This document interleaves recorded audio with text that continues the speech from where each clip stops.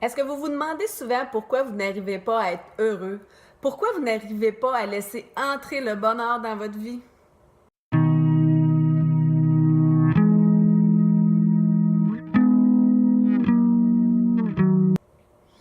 Bonjour, ici Marie-Christine Savard, coach de vie, éducatrice spécialisée et auteure. Bienvenue à cette capsule sur le développement personnel et la gestion des émotions. Aujourd'hui, je vous présente 5 raisons qui font que vous avez de la difficulté à être heureux et à trouver le bonheur. Première raison, c'est que l'être humain a tendance à croire que c'est à cause de son enfance qu'il s'y arrive pas à être heureux. C'est faux. Oui, notre enfance a une certaine influence là, sur nos choix, les choix que nous faisons aujourd'hui, mais c'est pas parce que vous avez eu une enfance dite normale que vous allez nécessairement là, être équipé là, pour faire face aux adversités de la vie. Peut-être aurez-vous beaucoup de connaissances, des belles habiletés à communiquer, beaucoup de gens alentour de vous, mais si vous ne pouvez pas être vous-même, si vous n'avez pas appris à vous débrouiller, à avoir confiance en vos ressources internes, ça se peut que lorsque un obstacle là, surviendra, qu'il va devenir une montagne insurmontable. Certaines personnes élevées là, dans la ouate ont beaucoup de difficultés à faire face aux épreuves parce qu'on ne leur a pas appris comment faire. En les protégeant là, sans avoir de mauvaises intentions, mais le message là, que les parents envoient à l'enfant, c'est qu'il y a absolument besoin de quelqu'un là, pour régler ses problèmes, qu'il n'y a pas les capacités nécessaires là, pour y faire face, ou encore là, qu'il y a tellement de grands dangers là, dans le monde là, qui est trop dangereux là, d'explorer, d'expérimenter ou d'essayer des choses. Donc, notre enfance peut avoir une certaine influence là, sur nos choix de vie, mais c'est surtout ce qu'on décide de faire de notre vécu là, qui compte. Souvenez-vous, là, on peut être heureux dans la mesure où on décide de l'être. Deuxième raison, c'est que l'être humain a tendance à s'apitoyer sur son sort et à se victimiser. Quand il nous arrive une épreuve, là, on a souvent tendance à se dire pourquoi moi, pauvre de moi, qu'est-ce que j'ai fait pour mériter ça? Alors qu'il est beaucoup plus utile, efficace et constructif de rechercher là, des solutions pour régler ses problèmes. En se positionnant en tant que victime, ça devient facile de se laisser aller là, à l'autodestruction. C'est un réflexe humain là, que de s'apitoyer sur son sort. Là. On le fait tous là, à un moment ou l'autre là, de notre vie et à différents degrés. L'important, c'est de se reprendre en main rapidement là, pour ne pas rester là, dans cet état-là là, d'apitoiement. En plus, en se positionnant en tant que victime, inconsciemment, vous devenez une proie facile là, pour les agresseurs, les profiteurs, les manipulateurs. Le jour où vous arrêtez là, de vous positionner en tant que victime, votre état intérieur change ainsi que vos comportements, votre attitude et tout au alentour de vous là, se transforme. De plus, vous n'attirez plus le même genre de personnes autour de vous parce que les gens sentent qu'ils n'auront plus de contrôle là, sur vous. Troisième raison, c'est que l'être humain a la fâcheuse manie là, de se déresponsabiliser là, par rapport à ses choix, ses comportements. Par exemple, c'est pas de ma faute là, si je consomme, mes parents me maltraitaient. C'est pas de ma faute si je lui crie dessus, c'est lui ou elle là, qui a commencé.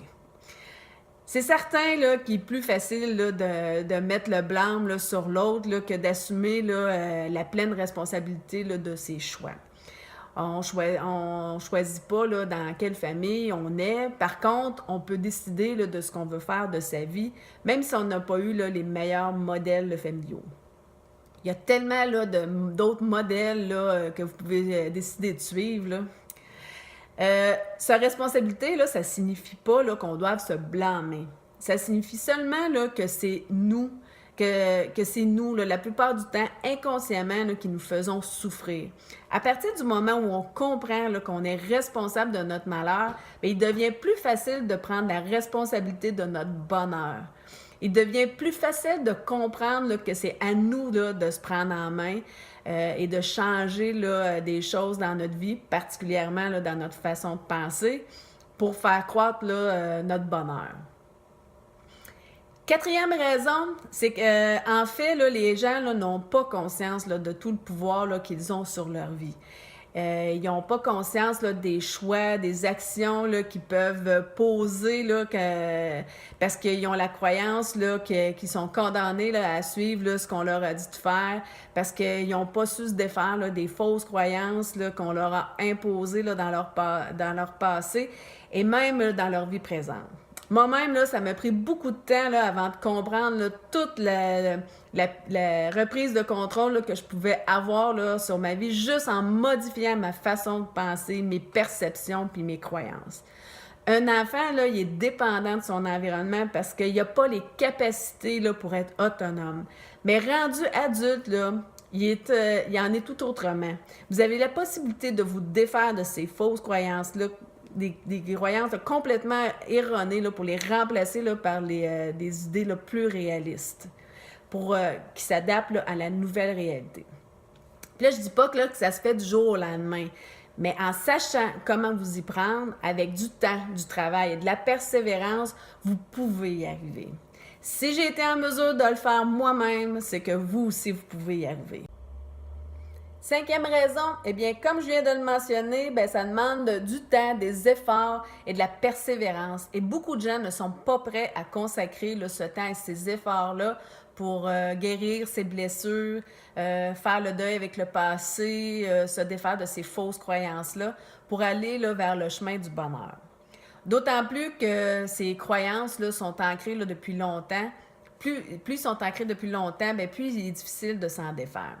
Par contre, si on y travaille fort et qu'on est persévérant, à moyen ou à long terme, c'est tellement plus avantageux. Donc, en résumé, on peut être heureux dans la mesure où on décide de l'être. On peut être heureux lorsqu'on arrête de penser que parce qu'on a eu une enfance malheureuse, on ne peut pas être heureux. Qu'on arrête de s'apitoyer sur son sort et de se positionner en victime. Qu'on ose prendre la responsabilité là, de notre bonheur et qu'on prend conscience là, du pouvoir là, qu'on a sur notre vie et finalement là, de décider là, de consacrer les efforts nécessaires pour y arriver. Vos commentaires sont toujours les bienvenus, donc n'hésitez pas là, à m'écrire vos commentaires là, juste sous la vidéo. Pour d'autres capsules et des articles en lien avec le développement personnel et la gestion des émotions ou pour en savoir plus sur les services de consultation privée que j'offre ou les ateliers en ligne sur le bonheur, visitez mon site au www.relationaide.net. Sur ce, je vous souhaite une excellente journée et bonne route sur le chemin de votre bonheur. Au plaisir de vous voir.